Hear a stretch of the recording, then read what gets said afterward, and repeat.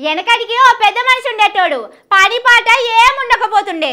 ఉట్టిగా కూర్చొని ఏం చేయాలని ఊళ్ళో పడి పోయేటోడట.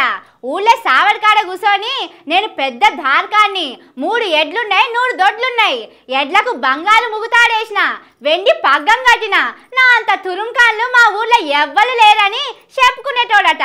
కానీ అసలు కథ చూస్తే ఇగో ఇట్లున్నది. తిరిగి తిరిగి హాస్టల్కొచ్చి డిపోలా రెస్ట్ తీసుకుంటున్నాయో లేకపోతే వర్క్ షాప్ లా పండుకుంటున్నాయోనని అనుకుంటున్నారు. పేరుకే పెద్దరికం అన్నట్టే అవుతున్నది ఫ్రీ బస్సు కదా. ఆడిబిడ్డలు కాలు కింద పెట్టకుండా బస్సులు తిప్పుతున్నామని సర్కారోళ్ళు చెప్పుకుంటున్నారు. ఓట్లలో గెలిచినాక చేసిన పెద్ద పని ఏందయ్యా అంటే ఫ్రీ బస్ అని చెప్పుకుంటున్నారు. కానీ అందులో రోజుకో చిత్రం బయటకు వస్తున్నది. ఇక చూడండి బస్ ఎక్కితే ఎట్లా దించేస్తున్నారో.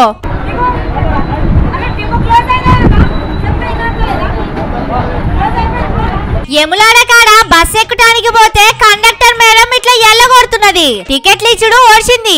ఎక్కుతే ముంగట ఆఫీసర్లు ఉంటారు, ఫైన్ రాస్తారని బెదిరించి ఎక్కినోళ్ళని దించేసింది. పల్లె వెలుగు బస్సుకు నాన్ స్టాప్ బోర్డు పెట్టి తిప్పుతున్నట్టున్నారు. అందుకే వీళ్ళని ఎక్కియలేదని అక్కడ ఉన్నోళ్ళు అంటున్నారు. ఇక నిర్మల్ కాడ ఇంకో తిప్పలున్నది. అసలు ఊర్లకు బస్సులే వస్తలేవట. బడికి పోయే పిల్లగాన్లు, ఏదైనా పని మీద పోయేటోళ్ళు ఇగో ఇట్లా నడుచుకుంటూనే పోతున్నారట.